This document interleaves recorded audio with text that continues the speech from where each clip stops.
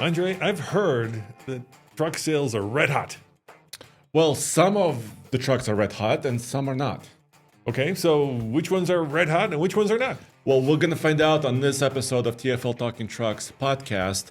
And we're living through very interesting and fast changing times. Oh, yes, we are, Andre. Yes. We've just gone from tariffs that potentially could have tanked the entire automotive industry To almost no tariffs. to Well, some tariffs. Except, yeah.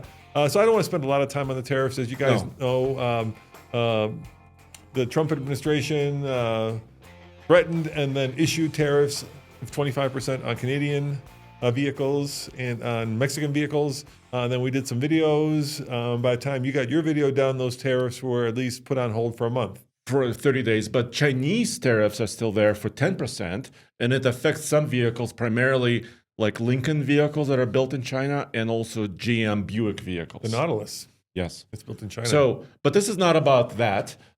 We have some data about sales in the United States for pickup trucks. But I just want to get to some Yes. comments that I read. And some of the comments in the videos that I did talking about what cars are made in Canada and trucks in Mexico was that, hey, we don't want to hear this. This is politics.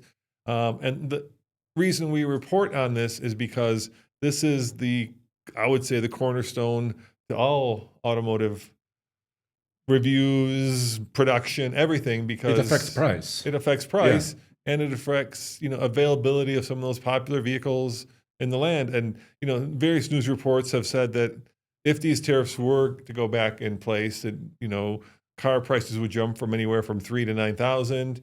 That some people are saying, and I think this is actually true, that within 3 weeks there would be mass layoffs because of how interconnected this automotive industry is, right? I think people sometimes forget that we no longer live in a world where everything is made in America. And I'm sure some people want to go back to that, and you probably could go back to that, but you can't do it overnight. And so what happens in between the time that you go back to that and the time that you kind of cut the cord with these other countries? And the reality of that is bad things happen, because there's a saying, Andre, there used to be a saying, what's good for GM is good for America.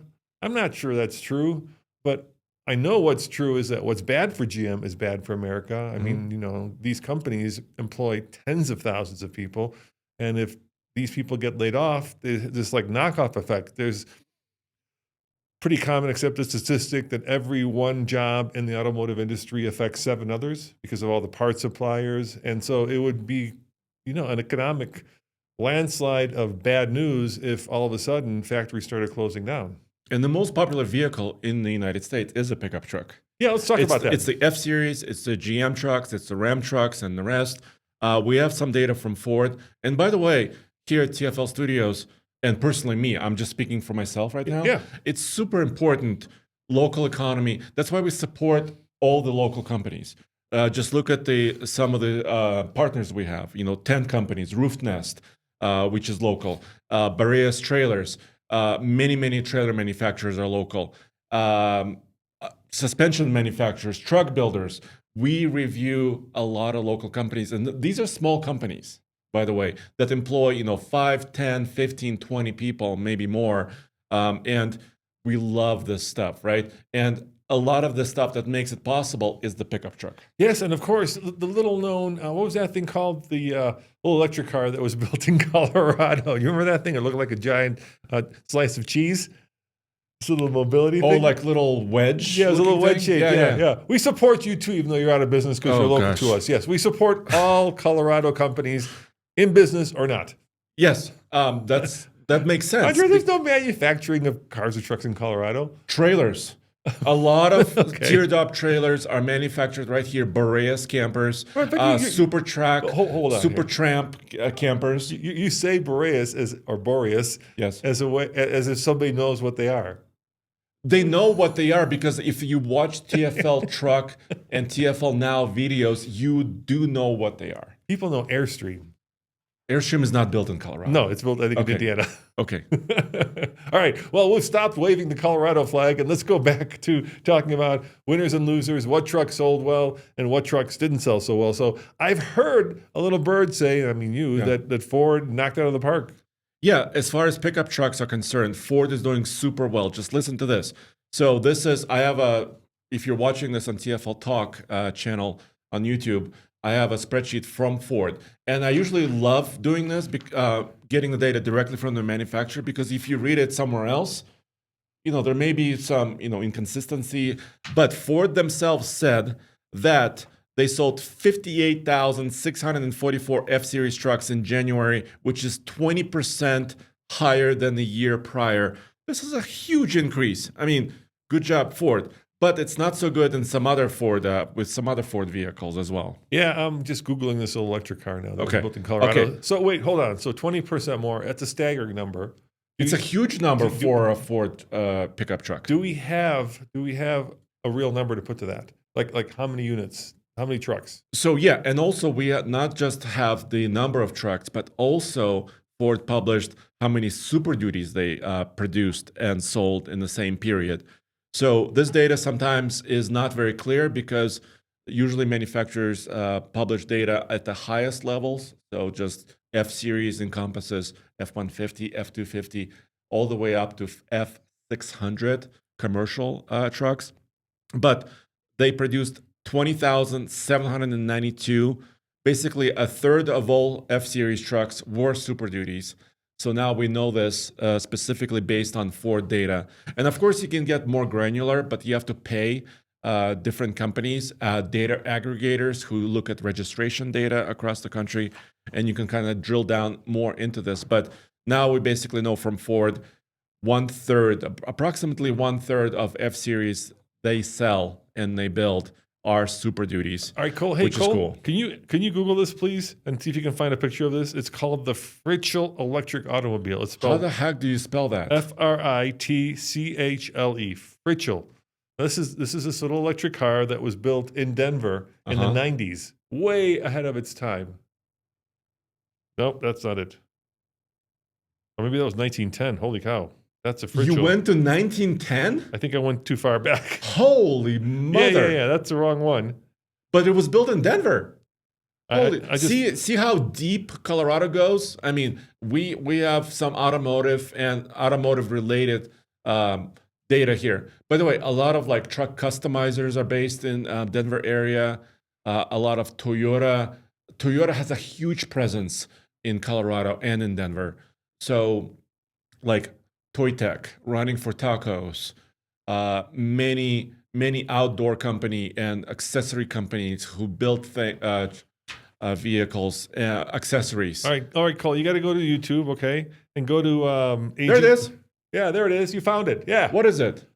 I don't know. What's it called? Electric. Yeah, that was built in the 90s in Colorado. Look at 1979? that. Okay, maybe in the 70s in Colorado. Isn't that crazy? It's kind of ugly. Yeah. Is there a name for this thing, Cole? What is this thing? So unique mobility Well, we know it's a panel van. electric. Electrek. Electric. Huh. Okay. Yeah, so that was our claim to fame, Andre. If you're watching this on YouTube, you'll see this bad boy. If you're listening to it, I say you Google it because It looks like a Pinto that was it looks like married. a wide-eyed Pinto. It's not very attractive, but it was electric. No, this thing was definitely hit over the nose with the ugly stick. I mean, the proportions are all wrong. The van part is weird. Look at the door glass frame. It's like a weird shape. It kind of does a V shape. All right. Well, we've taken up of your time with the call. This is your fault, Andre. You got me going on electric cars built in Colorado with your whole No, spiel. I never talked about cars. This is a truck podcast. With your whole spiel on what we support local stuff. Yes, I always, my primary thing when I go to this grocery store, I try to look for local produce and I try to look for local campers and local tents. Now you can have me look up local produce. All right, let's keep going with the truck. So 20% increase, a huge number. So this number may be masked by something else that's happening. What's it masked by? Because Ram truck is not doing so good.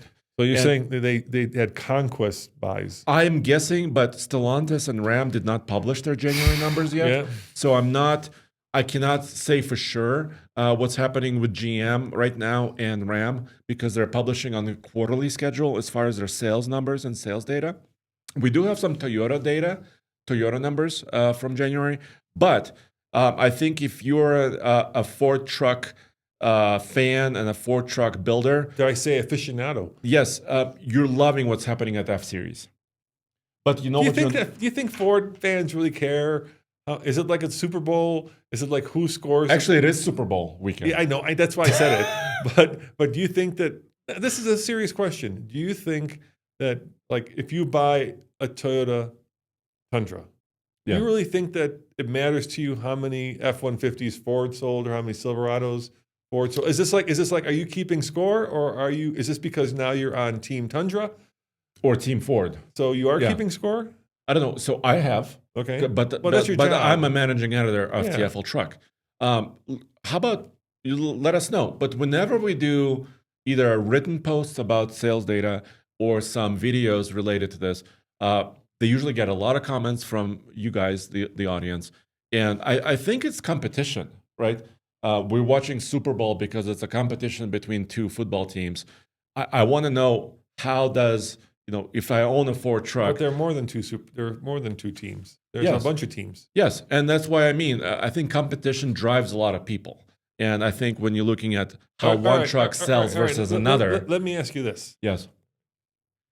The two most popular cars in the United States, and there's a reason They're not cars. No, the two most popular, there's a reason I brought this up. Okay. Two most popular cars in America are the Honda CRV, number 2, And the RAV4. And the RAV4. Yes. And the reason I brought this up is that for the first time, the RAV4 outsold the F-150. Not the F-Series, but the F-150. So the RAV4 Do we know this for sure? That's what Zach said. I'm going with what he said. He's pretty. Our producer, Zach? Yeah. Okay. That's what he said. Yeah. And usually when he says stuff, he's right on. All right. So that's why I brought it up. But the question is, if you're on Team RAV4, do you care who's on Team CRV? And I would say that in the car world, at least, people don't care. That's less passion, do you think? Is a RAV4 more of a utility appliance? Well, there's a lot more of those to begin with, right? Okay. I mean, full-size truck, there's basically 3. 3 major brands. Yeah. Or 4 major brands. Yeah. But with crossovers, there's dozens of them. There's dozens of brands. Yeah. So I don't, and I also think that people who buy those cars are more likely just getting them for good, solid transportation, and that people who are buying those trucks tend to be more like enthusiasts, right? So they are passionate about their Silverado or their F-150 or maybe Ram, their mother or father owned a Silverado or an F-150 or their Tundra. Yeah. Yes. Whereas nobody says, "Hey, my dad drove CRV, and by God, I want to drive a CRV." Maybe they do say that. I don't know. But so I think but at the same time, like if you get into like sports cars, then probably people do, right? You could be like a Ferrari guy or gal or a Mustang guy or gal. I was going to say Porsche. Corvette guy or gal. Yeah. Yes. But with trucks, it's definitely tribal. I think it certainly is. So for all of you on Team F-150, hurrah! And for all of you on Team RAV4, hurrah! Yes. Or if you're a GM fan or a Ram fan or a Toyota fan, we have less numbers right now, so we can't quite speak exactly. Let's take a little detour here. Yeah, okay. Right? I think this is a good place to get serious, Andre. Whoa. What the heck is going on at Ram? And can they fix it? Okay, so here's what I can say. So Case and I went out to several dealerships this week. Yeah, tell me about that. And we did a story about the lowest prices we could find. And we looked at Ram heavy duties. We looked at Ram 1500s, full-size trucks. And I wouldn't say it's really good news right now. It's okay, not. what did you find? What's the so first of all, give me the hard, unfiltered truth. First of all, we looked bottom dollar. If you're walking into just at least one of our local Ram dealerships, and this right is now, regional, so this is regional. Yeah. So this could differ. If you're in St. Louis, of course, things could be different from our sample Denver. size is 1. Yes, but this is one of the biggest Ram dealerships in our area. Okay, fair. The lowest price Ram 1500 that Case and I found, had a window sticker price of $52,000. This is a crew cab 4x4 Ram Tradesman 1500.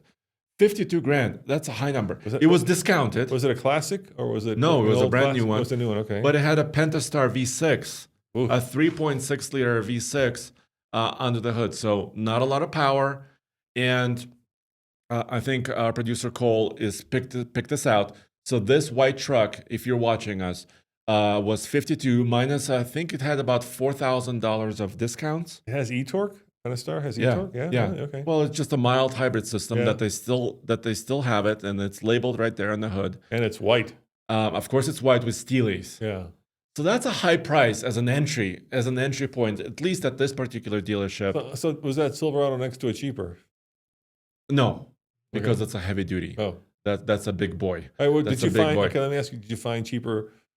Yeah, I did. You did. Okay, so you because you found could cheaper buy- Chevys. Yeah, you can. Okay. We found several for about $43,000. So $9K less. Yes. Wow. Yes. So several. But here's a but. The Chevy we found, you could actually go a little bit before this, Cole. The chapter before this was Silverado and another Silverado. They're two-door trucks. Ah. Ram in the 1500 space do not currently have a two-door base truck because the Classic is discontinued, right? The Ram 1500 Classic has been discontinued. Yeah, that's an HD Cole. That's the wrong one. Right before this. Fast forward, go one more chapter before. There it is. Okay, there we go. They don't have a two-door regular cab, and that's kind of how you bring the price Hey, down. you told me an interesting bit of trivia. Who did the first crew cab? The first crew cab, because this has been kind of bugging me. I wanted to do this story for a very long time. I wanted to see the genesis of a half-ton crew cab, and I found one. Yeah. It's a 2001 F-150 crew cab. So if you look up 2001 F-150 crew cab, that was the so Ford first. innovated that. They were the first. Basically, yes. Yeah. Okay. Yeah. So GM was right around that time, a little bit later. Ram was a little bit later, but I think Ford saw that people wanted a little bit more comfort, a little bit ease of use.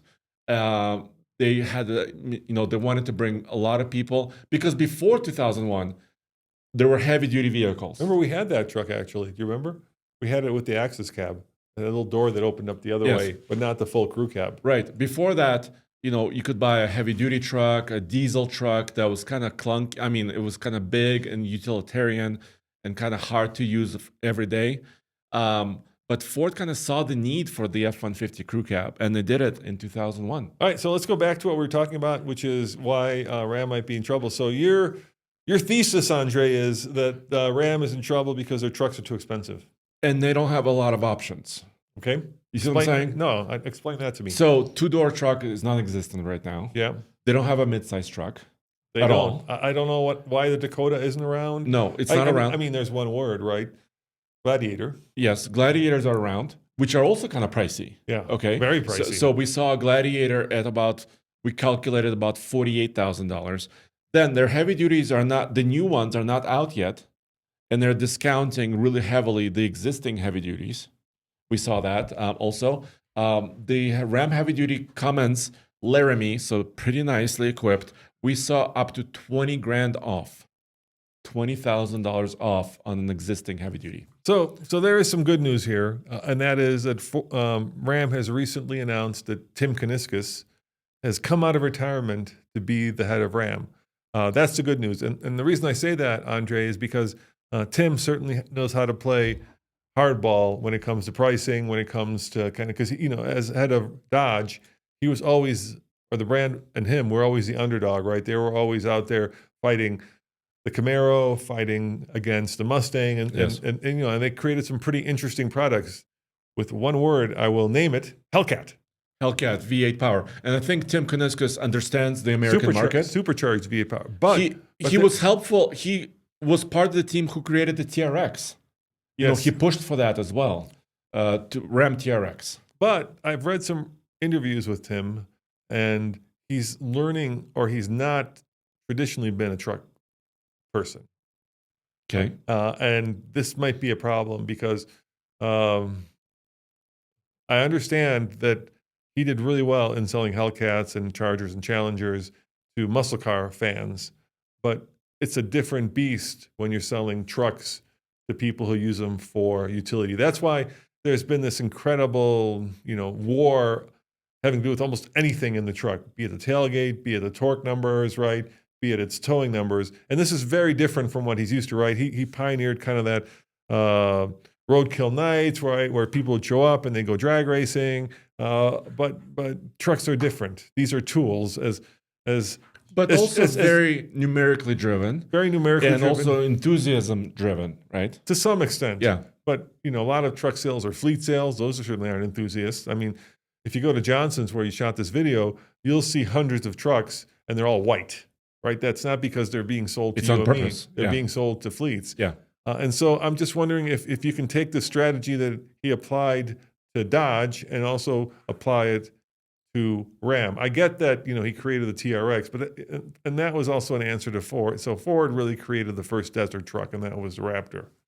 And so that was kind of an answer to a product that Ford had already created. But will he be able to actually take the same strategy that he used for Dodge and apply it to Ram? And I'm not sure that's going to be possible. And one of the things that you've pointed out is it's also very much driven by pricing. And what happened was under the previous CEO, Tavares, basically he came from a European perspective and he was like, hey, we're selling quality products. So how do people know they're quality? They're expensive. Raise the price. Raise the price. And Ford and Chevy were duking it out, fighting for every dollar for dollar. Yeah. And Ram kind of stood back and said, hey, if you want something high quality, and it didn't work. It basically tanked their sales. And that's why Ford sales are at least partially. Yeah. So can Tim actually come back and actually do a strategy that will put Ram back in the ball game? I don't know. And the other thing that worries me a lot is in the full-size truck market, they're fighting for percentage points or less. Yes, like 0.1%, yes. 0.2%. And Ram just flushed like multiple percentage points of market share down the toilet when they kind of stepped back.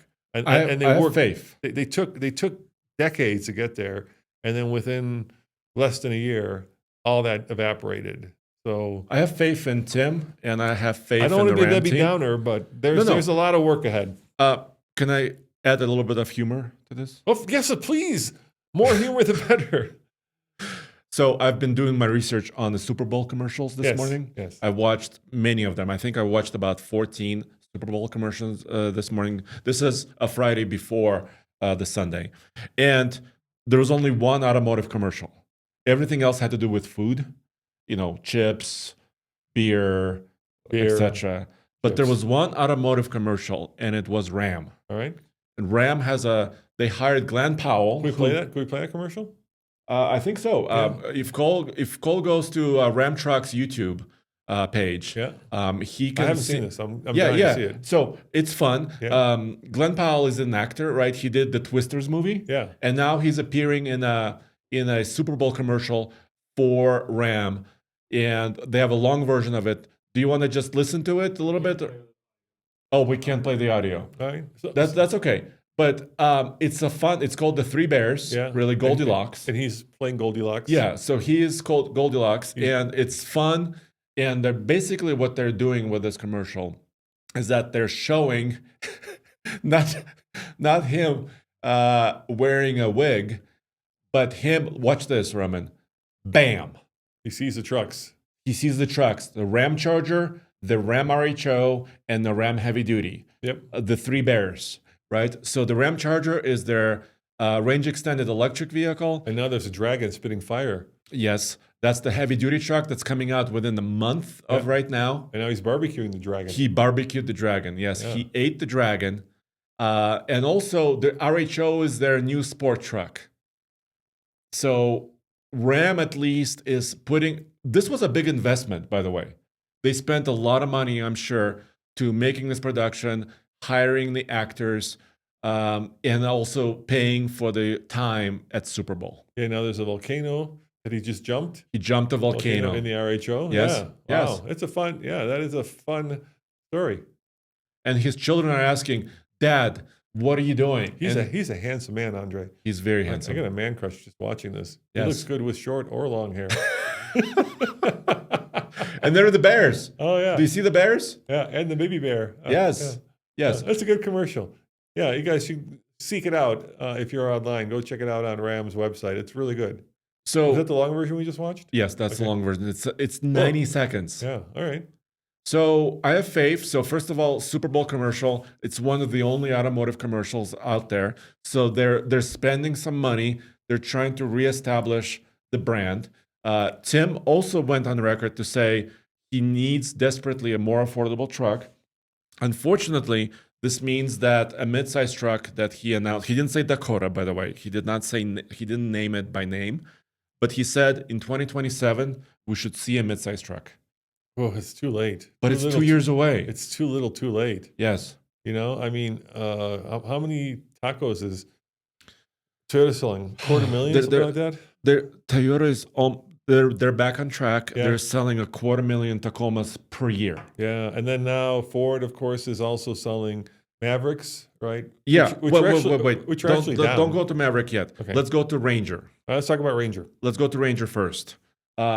Cole, if you can pull up a Ford Ranger, the new ones, 2025s. They sold 4,500 Rangers in January, which is a huge improvement from where they were before. Okay. 4,500 a month doesn't sound very much. You multiply that by 12. And Yeah, you're at 60,000. It's almost it's getting to that range, but that's a huge improvement. And once again, Ram has no midsize truck in the United States, so it could be a big problem for Ram. So I think under Stellantis leadership, they kind of felt that they didn't want to compete with themselves. That's why I said Gladiator, right? So that's a mid-sized truck. So I think that strategy has proven to be not wise. And unfortunately, now they're on their back foot. Yeah, it is unfortunate. And also the Belvedere plant. You're very familiar with that plant in Illinois. I used to live in Janesville. Yeah. I used to work in Rockford, which is right next to Belvedere. Yeah. Yeah. And that plant, I mean, it's been shuttered, right? It's been built, closed. They built the Cherokee there. They built the Cherokee last. Yeah. And the Cherokee, this is mind-boggling, Roman. Can we just switch to Cherokee for 2 seconds? Yeah. It's the most popular segment. We talked about the RAV4 and the CRV Honda, and the Cherokee is non-existent right now. And they closed the plant, and they're saying they're going to reopen that plant to build mid-sized trucks in 2027. But it's going to take a long time. I don't understand. I don't get a lot of what they were doing there. I don't get it. Well, obviously, Carlos Tavares was not a truck fan, which is Apparently not. Which is weird because I'm sure if you look at the numbers of trucks sold and money earned, Ram had to be one of the the jewels was the golden in the crown. goose. Yeah, it was the goose that laid the egg out of all the brands because they certainly weren't selling that many Alfa Romeos, Andre. Yes, or Fiats for the matter. All right, so Maverick. Let's talk about Maverick. How is Maverick doing? Not good. Oh, that's weird. So that is weird because we actually bought one Maverick. Yeah, we helped the Ford put one on the board. One on the board, but it didn't help. I know. Because they sold 8,700, just over 8,700 Mavericks in January, which is a 29% decrease. But could it be because they're kind of switching over from the old one to the new one? Yeah, I think that's one of the issues. Once again, Casey and I went to a local Ford dealership in Brighton. Yes. And we only saw like 6 Mavericks, and they were the old generation. Yeah. They were the 2024 models. And by the way, it's built in Mexico, so if those tariffs kick in 30 get days your from Maverick now, while you can. yeah, so this could be an issue. Apparently, I don't know, maybe they're shipping them, maybe they're stuck in shipping, maybe they're not producing as many as they wanted to. But I think it's still a very, very good little tiny pickup. Yeah, let's talk about the Maverick for a little bit. So I've been driving it for the last 2 weeks, and I've kind of fallen in love with that truck, Andre. Okay. It seems to do everything really well. It's very A lot of people say it's not a truck. Well, what do you say to those people? So I think Ford might tell you that they're trying to win over crossover buyers who necessarily wouldn't think of a truck. Well, it worked last year. I mean, what's the definition of a truck? It's got a bed. It's got a bed. That's my definition. Yeah, it's got a bed. Well, I mean, it's a pickup. It's a 3-box design shape. Yeah, I mean that's pretty much a truck. Yeah. It's got a tailgate. It tows 4,000 pounds, which is not a lot, but for a little vehicle, it's pretty good. Yeah. I just find it to be just kind of a great little runaround. It's easy to park, Andre. Ours is not getting the fuel economy that Ford says it should be getting or the EPA says it should be getting, but maybe it hasn't been broken in yet. So And also, it's been very cold. It has been very So cold. several days, several weeks in the beginning of the year have been very, very and cold. the reason Andre said that is because we were one of the first, I think, to get the hybrid and the All-wheel all-wheel drive yeah. together. And so the hybrid would be affected more so by the cold because it's got a battery. But I'll tell you what I love about it. So for me, it's just a very easy vehicle to live with. And at some point, that's one of the biggest criteria that I use, right? I'll give you an example. So I went to the post office and I drove our Ranger Raptor. Okay. And this guy came out and he was like all over it. He was like, wow, what a cool truck. And there are times in your life when you're Cars and Coffee where you want people to say that. And then there are times when you're rushing to the post office and you have to get back to work where it becomes kind of, you know what I mean? Like he's, hey, tell me about it. Tell me more about your Raptor. Yeah. And and at that point in my life, I just wanted to go mail my mail and, get the heck out of there. And one of the nice things about the Maverick is it's almost invisible. If you guys are out there, now that you're listening to me, next time you're on the road, start looking out for Mavericks, and you'll be amazed at how many are out there. They're just invisible until you actually think about them. So I've seen many of them used by contractors. Like I've seen many of them with racks, with ladders they're on top of them. contractor trucks. Yeah. They're in some ways they're the most trucky trucks of them all because they're not bought by the TRX crowd because they don't do that. So they're bought by like security companies. Yeah. They're bought by, painters, plumbers, lawn care people. Yeah. And they're just like in Europe, the van is the most inconspicuous thing you can have. And I think in America, it is now the Maverick. And I think the reason that they buy them is not just because they're inexpensive. They've gotten more expensive, right? They started at $19,000 for the two-wheel drive, and now ours was $36,000. Yeah. But they've got a lot of room, surprising amounts of room. And we're big people. We're pretty tall. You're 6'3", I'm 6'2", Yeah. and we can comfortably sit in the thing. They're also have like very simple to use controls. So it's basically a screen and then some audio controls with a real volume knob. Go figure. And the seats are incredibly comfortable. They're cushy and being fuel efficient. You could. When I fill it up, it says I've got like 400 miles of range, which is crazy. And also it has a small tank. It's got like a 14 or 15 gallon tank, which doesn't take, a lot of dollars to fill. Yeah, I would say that Maverick in some ways may be the truckiest of all trucks because it's the one that's actually used most for truck things. Yeah, and actually, I think I'm really shocked that more manufacturers are not playing in this space. Yeah, what the heck? Toyota and GM. And GM and Ram? What the heck? Toyota could knock this out of the ballpark because they have efficiency. Yeah, there's that rumor of the Stout. Right? Yes. Which is. But it's been a rumor for a year or two now. And we haven't seen any prototypes. We haven't seen any glimpses of an actual real Stout out there. And maybe it's coming, maybe it's not. But yeah, I don't understand why they're allowing Ford basically outside of the Hyundai Santa Cruz playing this space by themselves. The other thing I like about it is, we have a big dog, and it's low enough that he can get in and out of it without me having to lift him up. It's no fun lifting a 105-pound dog into the back of a truck. This time I just open the door and he jumps right in. Mm-hmm. That's also great. It's got CarPlay, which is wonderful. And we did splurge, and I'm glad we did, for the heated seats and for the heated steering wheel. Those and cold days, it automatically turns on when I get in the truck. So all of a sudden, my butt is warm, my hands are warm, the seat is comfortable. Great visibility out around. And then because we've got the more expensive one, the XLT, we've got blindside monitoring. Now, Ford, you should, like the Japanese, be providing a lot of this stuff as standard.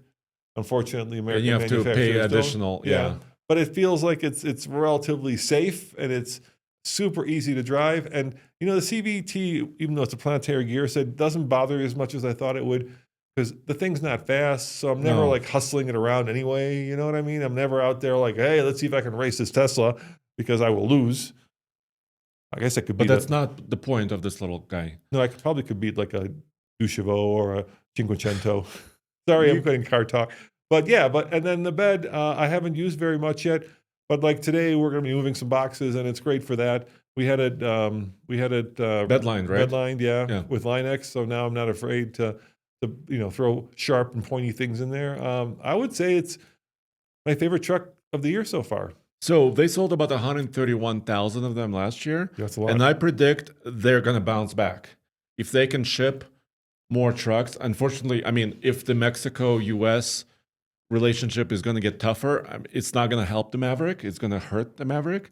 But I think if that relationship is okay, I think the Maverick truck is going to bounce back in a very huge way. And you know what else is great about the Maverick? I sound like a Maverick fanboy, so I get it, guys. I should have my hardcore journalist hat on and be critical of it. But what I'm saying is, from my heart. The other thing I like about it, which is gone in a lot of expensive trucks, and we can talk about those in a second, because I just drove the Silverado 2500 Duramax across country. I just put 2,000 miles on it, towing back our new 4Runner. But the other thing that's cool about it is it's got a lot of kind of relatively inexpensive materials. Mm-hmm. And we could criticize them for being scratchy or for being cheap, but the nice thing about it being inexpensive is you don't care. I don't care if if it scratches. Yeah, like the dog, put a big footprint on the side sill. I don't care, right? I was eating French fries, and one of my fries fell, in between the seats, and I was like, it's a truck. You know what I mean? But what if you were driving a Raptor R that cost $113,000? I would be very upset if I got ketchup on the Raptor R. On the Raptor R. Whereas on the Maverick, I'm like, it's a truck. Yeah. There you go. There's a lot to be said for that kind of inexpensive. Yeah. And I know, okay, like $36,000 isn't inexpensive, but in the scheme of things, when the cheapest Ram you could find full size was $52,000, that's a lot cheaper. Let's switch gears to electric trucks. Let's not switch gears to electric trucks. You want to hear about my Duramax experience? No, but let's finish this up. I'm betting they would rather hear about my Duramax experience. No, electric trucks are not doing well, Roman. We know that. That is the most obvious statement. Ford can't sell Lightnings. Everybody hates the Cybertruck. A Silverado is way expensive. I mean, first of all, let's take a step back. Yeah. I'm going to talk about all three of those trucks. This is my opinion, Andre. So can I get on my soapbox here? Yeah, all right, please. Those three trucks. And we can leave the Rivian for last. Okay. By the way, they're also not doing good at all. All right. Let's just start. Okay. Rivian, Cybertruck, Lightning, Silverado EV. All too expensive. Absolutely. Just all too expensive. Like who can afford, an $80,000 to $100 truck, $80,000 to $100,000 truck, which is what we're looking at on all those trucks. GMC Sierra EV is also out, also very expensive. So it should come as no surprise that they're not selling. I think there's a couple more wins against it as well. Okay. And I'm not talking about political wins at all. Yeah. I'm talking about insurance. Expensive to insure. Usually very expensive to insure an electric vehicle right now, because it seems like the insurance companies are really looking at some of the repair costs, which could be very, very high. So it's hard to insure. And also resale value is tanking. A lot of these electric trucks, I just saw a used 2023 F-150 Lightning electric truck at like $41,000. Still too much. Yeah, but it's like half of what it was. Yeah. We had one. We owned one. Yeah. And so I think resale is not good. Insurance is high. There's a lot of wind against it. The charging network is bad. But let's take them one at a time, and I'll give you both the good and the positive, and see if you agree with me. Okay. Okay. So let's start with the one that's up there, the Lightning. Best ride of any F-150. Period.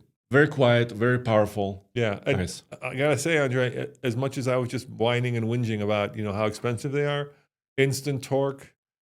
I was just reading a story about people who went from electric vehicles back to internal combustion, and they just were like, I can't deal with this. I can't do it anymore, because once you're used to the quietness of an electric motor, how quiet the interior is, the instant amount of power, and just the sheer amount of power you have, right? The smoothness of the acceleration, if you have it at home and you're using your house as a garage, how you can just charge it up at home and never have to go to a gas station. It's hard to go back. Having said all that, Ford, I think, made the big mistake of making that Lightning with only 150 miles of range, not the extended range one, but the base one. The base one had nowhere near enough range for a truck. I think it had range 200 something, 220, yeah, low 200s. Okay, but whoa, Gungadin. What? Low 200s officially, 150 really. And towing, forget about it. Yeah. And same problem with even the extended range. Ours was supposedly 320 miles of range. We never saw that. No, maybe 250. But can I say one more thing positive? Yes, of course. I was driving by a local library, Yeah. okay, which is on my way to work from my house, and I saw the city. So they're very popular with like utilities and the city companies. I mean, governments who are maintaining, the infrastructure. I saw a Lightning, an F-150 Lightning, with his front open. The front was open, and two workers were they plugged in their tools, and they're pumping. They had some plumbing issue at the library. They're pumping water out of the. Did you go to the bathroom in the library? No, I did not plug anything. Did you clog up the library, Andre? No, but they were using the Lightning as a power station To unplug your to unplug this something. See how useful it is? It's hard for me to say that with this goatee you're sprouting now. It's a weekly thing, okay, Roman? I'm gonna shave. Is it just the goatee is there by the end of the week by Friday, and by Monday it's gone? It's gone. Is that because your wife says enough? Or Yes. Okay. My wife hates it. This is the evil Andre, okay? You guys getting the evil Andre today, not the kind and sympathetic Andre. You'll have to wait for Monday for that once his wife takes out the roller pin and says, "Go shave yourself." But they were using the electric truck as it was intended. Not a lot of range, but very useful as a power station. Look, I love electric trucks, Andre. I think they're wonderful. I think that they are some of the best trucks out there, but they do have issues. So let's talk about the Cybertruck, which we owned.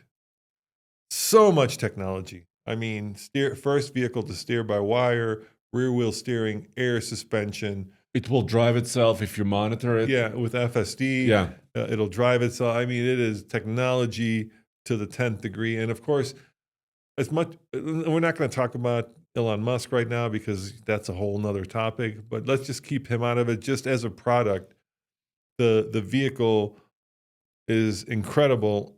It's kind of a moonshot of technology, right? That tonneau cover that covers up the rear, the fact that The way it steers, the way it steers, air suspension. where it's variable, so you don't have to change. You don't have to go like hand over hand. It's got locking differentials. Yeah, and then FSD works until it doesn't work.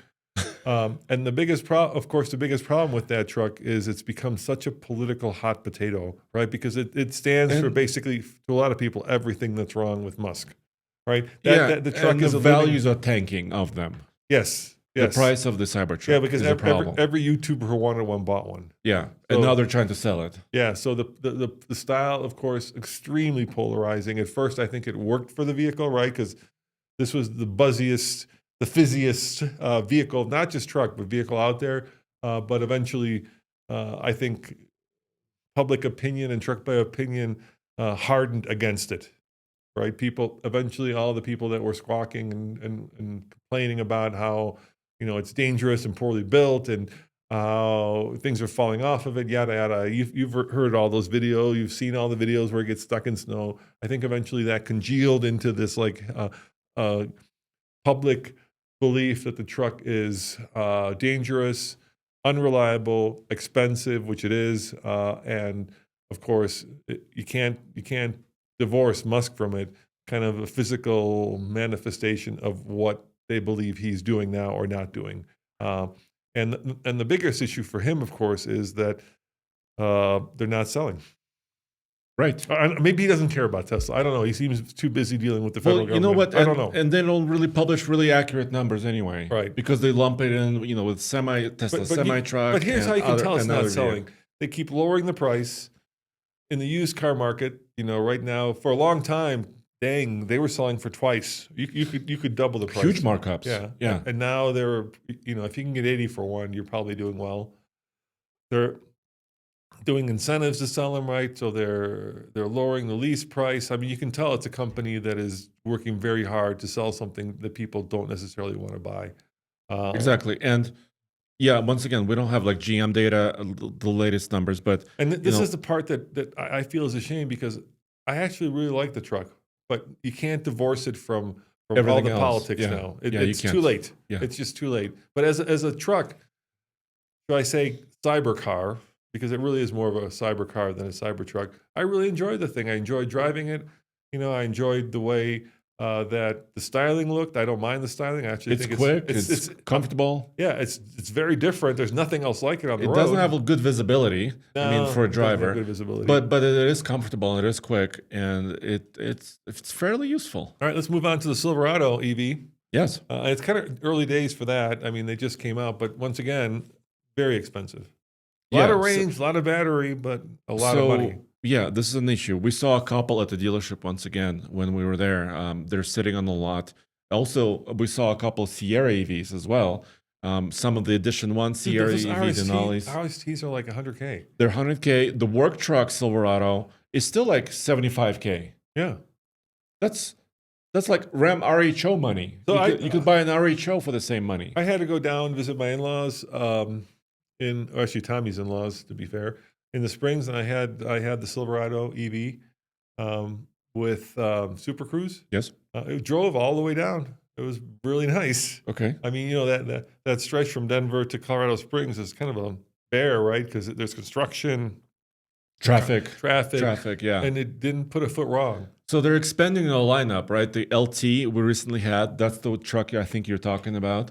They're trying to lower the price. They're trying to offer different battery sizes, slightly smaller batteries, more value. But once again, they don't have price parity, right? If you compare Silverado EV, certain level like LT versus internal combustion LT, the electric truck is still way higher priced. Yeah. And then, that midgate is actually, we used it. We had to move some lumber around, and the midgate is a very useful feature. So there's a lot of clever engineering. I like the layout that they use. I think I think from a kind of a look at me, I feel expensive. I think the LCD screen is really nice. It's actually very easy to use. It's Android Auto based. And in general, it's just a nice place to spend time.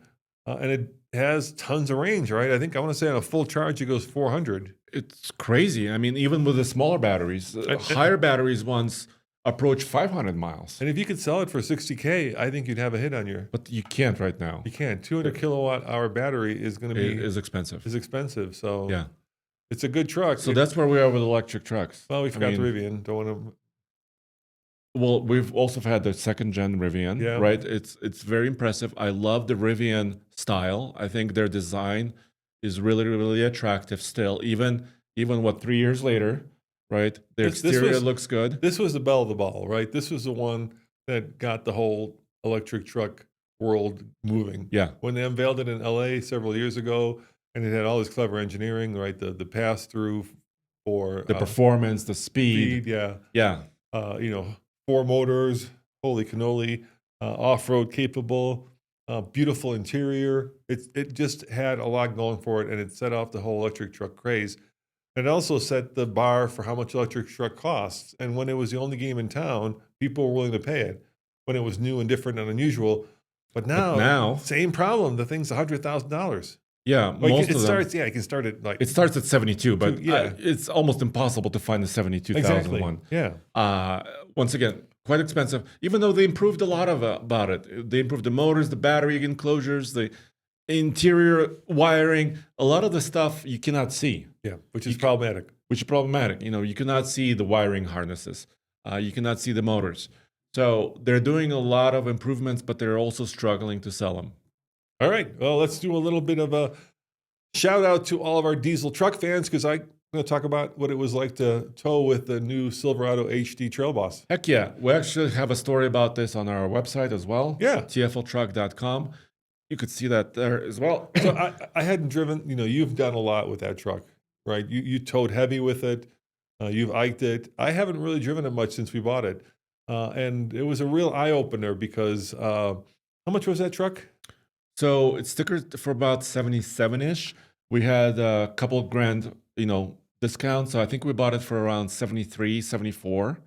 Yeah, as you can tell, there I am showing kind of the fact that we were towing our new 4Runner. And the reason we were towing it is we didn't want to pay California registration taxes. So we thought, you know what?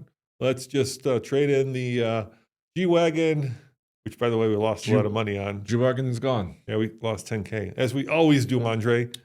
Well, not always, but sometimes we lose a lot. 58, sold it for 48. Wasn't the smartest business decision on my part.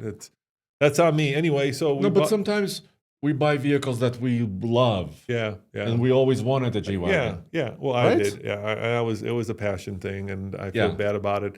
Anyway, so there it is, and then the G wagon was heavier, so that trailer is what 3,000 pounds. The G was So you're about pulling like over 8,000 over eight pounds. thousand Yeah, pounds. Yeah, yeah, and altogether. yeah, the Duramax was a pleasure, Andre. Just a pleasure to pull that much weight. So we were averaging. The Toyota's a little bit lighter. It's better aerodynamically. So with the Toyota, we were averaging like 11 and a half over the course of 1,000 miles, and with the G, it was more like 10. So it was quite a bit different. I mean, that 500 pounds or more, and the fact that it's like a brick into the wind Yeah. makes a big difference. Aerodynamics plays a big part, Yeah. as we have learned over the years, as far as trailers But what I are learned, concerned. and I've driven our old Ram a lot, right? So there's obviously new Ram HD coming, and I've driven that. Much more trucky. I mean, super, super trucky, right? You get behind that thing, you get this big hood, right? It's designed like a semi truck, and you can hear the clatter of the diesel. And the exhaust brake you comes can hear the on. aux brake, Yeah, right? yeah. It's so trucky, and you got this kind of this. This is like driving a Yukon, right? It's basically dead quiet inside. You can't even tell you're pulling anything because 8,000 pounds for this truck is nothing. And the interior is super luxurious. My only complaint are the seats. Hard seats still? They're still Yeah. hard, and there's not enough leg support. Now, if you look at this, you'll see that we got some little side steps. Thank you, GM sent those to us, and they were a lifesaver because I took Yeah. me and Tommy took his 93-year-old step grandfather to be with his son in California, and the truck is tall. It's so- tall, so- but there's a lot of space in the back seat. There's right? a lot of he loved Yeah, the back seat, but yeah. to get in there, I had to go to Home Depot and buy one of those little stools. So it was So like you can climb yeah, up. it was a stool, step, and then into the truck. Yeah. And luckily there's a big handhold. You can see the step. See it right there? Yes. And then he had the big handhold, so he's kind of fragile. So it was really great. But once you're in there, it's like you got the view of the world. Yeah. Tons of room. Yeah. So do you think it's good or bad? I mean, do you like the trucky noises the Cummins makes, or do you love the comfort? I love Which way would you go? I love the trucky noises that the Cummins made driving from here to the ranch. But maybe not for 15 hours. Not for 1,000 miles and 4 days, which is what I drove that for. I did have some little things that I didn't like. Once you hook up a trailer, it should know you're trailering, as GM likes to say, or towing, as we Yeah. like to say. And so every time you get into it, you have to turn on The tow haul mode? tow haul mode, which is Yeah. kind of a pain. I don't get it. because you forget.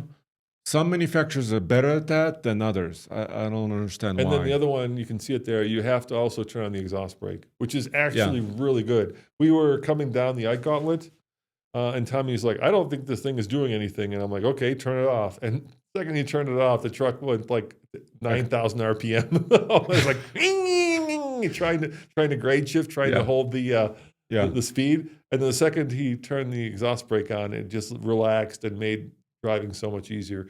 We didn't have Super Cruise, so and we didn't have adaptive cruise control. But the only time you really need that is like when you get close to LA or maybe through Vegas. But when you're in the wilds of Utah and Western you have Colorado, turns, many turns. there's not a lot of vehicles really that can. And also, it's fun. I mean, when you're going through beautiful scenery like Utah and some of the Nevada and Colorado areas, you're enjoying your drive. Yeah. You want to steer. You want to be involved. If you're across Kansas, maybe you want to be driven. Look, I think towing is in itself stressful, Yeah. especially, you can see going through here and you've got very Semi tight trucks turns, everywhere. semi-trucks, cars next to you that are darting in and out because they're not paying attention. And it's nice to be in a vehicle that is relaxing just by the way that it's designed and the way that I don't know, what was it like? Let me ask you this. What was it like when you towed that very heavy trailer? How much did you tow? 14,000? We did 17.5. Yeah. What was that like? Was that So it became, I could see the limitations. yeah? So we always use WaySafe hitches. Yes. So WaySafe hitches have built-in weight gauges. I use that, by the way, when we were loading up the different vehicles. You used could see the the tongue weight. Yeah, so if you go forward on that trailer, it increases from first we had 500 pounds on it, and we wanted to get more tongue weight so that it wouldn't sway. Exactly. And you go maybe 6 inches or 7 inches forward, and It all of a sudden it changes. jumps to 900 Yeah, pounds. It's it really, changes a lot. it's a really good thing to have. Yeah. And what I'm saying is the hitch has a little scale, and it Yeah. tells you how much ton weight is on it, which is So let's wonderful. say you estimated your trailer at like 8,500 pounds with the G-Wagon, right? You want to have 10% of that trailer weight on the hitch, and the WaySafe hitch lets you dial that in exactly, right? Yeah. Very precisely. So when I pulled a gooseneck trailer, we also used the WaySafe gooseneck hitch in the center of the bed, and we were able to dial in the weight. But with maximum payload, I think we used all the suspension. So the suspension was hitting the bump stops now. Mm. So when you load this Silverado heavy duty all the way, it was becoming uncomfortable. The suspension was kind of hitting. So I would say if you're towing anywhere between like 8,000 to 14,000 pounds, Yeah. you're okay. Yeah. But if you want to push it further, Maybe you get yourself a 3,500 or a dually. yeah, I would go a little bit heavier truck. If you're towing over 15,000 pounds, I mean, it's still rated to do it. It still did it, but it becomes a little bit more uncomfortable. Now, I did like the mirrors. I like the fact that you could adjust the top mirrors, but can you adjust the bottom portion of those mirrors? Manually. Oh, okay. Yeah. All right. Well, our truck is a Trail Boss, which is based on kind of a more basic trim. Yeah. Ram, Is it an LT? LT, Yeah. LT based. Yeah. Ram is really good at this. The new Ram trucks have really good mirrors. You can adjust the top portion, the bottom portion. And the other thing that GM does, which they need to learn a lesson from Ram, and I missed this, is when you hook up a Ram, you make a right or left turn, and the blind spot monitoring like self-calibrates and says that all of a sudden it accounts for the trailer. Here's GM's solution to this. It throws up a little message that says, by the way, blind spot monitoring may not be accurate because there's a trailer behind you. No kidding, GM. Why don't you help us? Why don't you? Yeah. I mean, if Ram can do it, it's probably just a software thing. It's probably because it uses the rear camera, right? Yeah. Sometimes to kind of calculate. And then the other thing I how found big the trailer is disappointing was in the mirror base, there's a little tiny camera on the other side, and when you when you change lanes left or right, it takes the screen and turns it into the camera. And the camera is like, dude, from 1982. It's like a potato cam. And so in the daytime, it's somewhat useful because you can kind of see what's next to you. At night, it's completely useless. And the problem there is once you make a turn, it obliterates whatever is on the screen. So if you're like trying to get to a gas station and you're using navigation, you lose it. You completely lose it. So I think that blinker camera feature is configurable. So you can turn it on and off? You could turn it off and on. So I think Cole is helping us. I think you are using this feature now, and we can see some of it. I think you're going to use your blinker right now. Yeah, that's what you're talking about, right? It just takes the whole screen. Yeah, you can disable that. And look, on the right, we had a little clock going there, but why does it take that away too? Yeah, it took everything away. Because you could have navigation rolling because it's such a giant screen. Yeah. And even there you can kind of see how, look at the blue, the deep blue above it and how badly washed out the camera is. Yeah, it's not a very high quality. And we had one incident, Andre. I mean, what happened? Look, I'd love to sing the praises of this truck because I do love the truck, but it's boring. So I got to give you the incident. What is it? So we had a cunning plan where we were going to try to make it because we stopped in Vegas. So from Vegas to LA, it's 4 hours, and then back again, it's 4 hours. So you could potentially do that on one tank of gas. From Vegas to LA. Yeah, so you could potentially go towing. You could, yes. It's a big 36 gallon. 36. Yeah, so you could potentially do it with the diesel. So I thought, diesel in California is like $5-6 a gallon. Expensive. Diesel in Nevada, like $3.50 a gallon. So I thought we got to make it. So we're coming back, and we're very close to the border. And the truck says I have 120 miles of range left. I'm like, no problem. It's like 30 miles to the border. We're going to do this. We're not going to pay $6 a gallon. You're going back to Vegas. We're going back to Vegas, baby, and I got 120 miles. I'm driving along thinking good, and I look down, 80 miles. I know what's happening. 80 miles, dude. I know. And then Tommy's like, are you going to make it? I look down, 30 miles. It went from 120 to 80 to 30 miles like that. Within a matter of minutes? Within a matter of minutes. Yeah. Yeah, like that. So there's a couple of things working against you, Roman. Yeah. Not just the estimator inside the truck, and which the is working against you. And the little gauge also went down. Yeah. So it was like it split into fourths, right? So I had like a quarter tank, and then I looked down and I had a half a tank. Where'd it go? You're also going uphill, Yes. and it's usually really windy there. Both of Was those it things. windy? But still, yes. Come on, you're going from sea level in Los Angeles to, I don't know, 3,000 feet, 4,000 feet above sea level. You're climbing these grades. Dude, we figured this out. This is one of those like 1970s vehicles where like first half a tank is 20 gallons and the last half a tank is like 5 gallons. Yes, exactly. Or maybe the first half is 30 gallons and the last half is 6. Oh, God. You know what I mean? Whatever the float thing is doing, it's not doing it accurately. Yeah, and it's not estimated. yes, we were going uphill. Yes, it was Into the windy, wind. but it shouldn't go from 80 miles while I look over at Tommy down to 30 miles.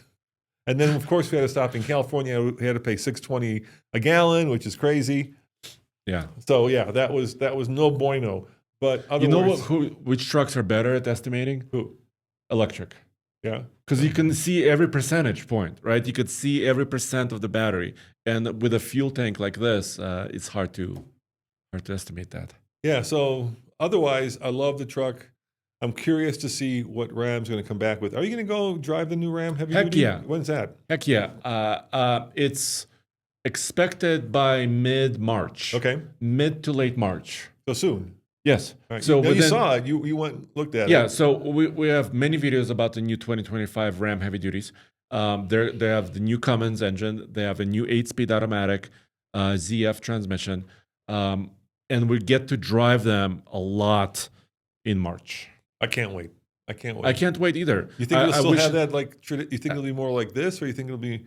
Well, first of all, the Duramax is down on power, right? Compared to the Ford Super Duty. A little. Yeah. So it's down on torque. Yeah, quite a lot. Like 200. Yeah. So Fords make over 1,000 pound-feet of torque, and the high output Ford is 1,200 pound-feet of torque. And this is like 1,000. This is 970. 970. Yeah. Yeah, 975. So, but still a lot of usable horsepower. In the Duramax, you have 470 horsepower. Unfortunately, in the Ram, the new Ram Cummins has 430 horsepower.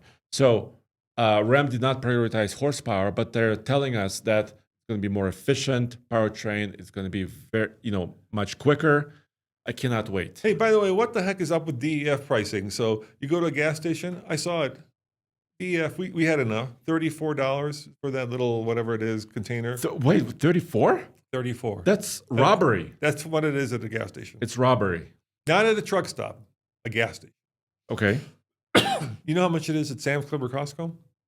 Half that. 13. Less than half? Yeah, $13. Okay. So this is a plug for Costco and Sam's Club. Buy your DF fluid there. Yeah. And they sell it. They sell it out of a pump at the truck stop. Yeah, I didn't go there. But this is a tough one because quality of DF also matters a lot, right? And Alex Lightman, he's no longer at our company, but he had some issues in his comments with his DEF fluid. Yeah, it basically clogged up the filter. So it really depends on the quality of DEF fluid. If you buy good quality, sometimes those pumps have corrosion, the little, not corrosion, but like leftover smudge. Schmutz. Smudge. Schmutz on the pump. On the nozzle. On the nozzle. Please, yes. Watch out for the schmutz, okay? Right. Watch out. So, yeah. But dude, that can is like 2.5 gallons. Yeah. So $34 for 2.5 gallons of fluid? Yeah. That's robbery. Yeah, and on that trip, we used most of it. Yeah. So we used the entire tank, and then we've got now 4,000 miles on it, and our oil life. That's a good thing. The Duramax does tell you like a lot of facts. Except the turbo gauge. Is there a turbo gauge? No. We could not find a freaking turbo gauge. There's also no turbo gauge. There's no exhaust brake gauge, because Ford now has an percentage of exhaust brake and no turbo gauge. Yeah, come on, GM. You can't hear the turbo, so I was so curious as to like when we're into the turbo and we're not into it. GM, please give us more gauges. Yeah, but they have all these other gauges like percentage of oil life. We're air filter life. Air filter life. Yeah, we're down to below like 30, 40. Yeah, like 40% now. Wow. Yeah. We're going through it. Yeah, we're going, and with the diesel, when we're down. Well, that's why we bought it, right? We want to test it to the fullest. Yeah. So luckily, we're putting some miles on it. All right. Well, I think we've, exhausted our viewers. I'm sorry, guys. Sorry about that. Sorry Yes. for exhausting you. Thank you for watching and listening. Use your exhaust brakes, please, on all your trucks. Yeah, and GM, just have it turn on when you've got a trailer hooked up to it. Yeah. If You know you're what? doing trailering, you want to be doing it with the exhaust brake. You know what they can learn from? Ford, GM, and Ram should really look at Toyota. Rivian. They could, No, Rivian. Oh, Rivian. Toyota, please. Toyota heavy Toyota. duties. No. Guys, please look at the way Rivian and Cybertruck do things. As soon as you plug something into a Rivian pickup truck or the Cybertruck from Tesla, the screen reconfigures itself. It recognizes the wiring. It asks you certain questions about towing. It gives you all the information there. Rivian even estimates within about 100 pounds how heavy the trailer is. Yeah, like the second you plug in the Cybertruck, it says, "Are you wearing a cat hat? Wow. Are you wearing Carhartt?" Yes. Or DeWalt. Do you have DeWalt tools with you? Are you wearing cowboy boots? Yes. And then it configures the truck based on your particular specifications. No, but I'm being funny, but of course, yeah, it does all these great things, right? So, like I love the fact that the Rivian actually has built-in scales, so it knows how heavy your load is. Yeah. Not just how much your suspension squishes, but how heavy the load is. Yes. Yeah. And so you could probably then work. And on Ford is getting there. I mean, Ford has a lot of good features too, but I think they can do better. All of them. Let's leave you with one last question. Is What? it towing or trailering, Andre? Well, we're towing the trailer, so we say towing. I say towing. I say towing. What do you guys say? Let us know. As always, this is Roman. And Andre. We'll see you next time. Ciao.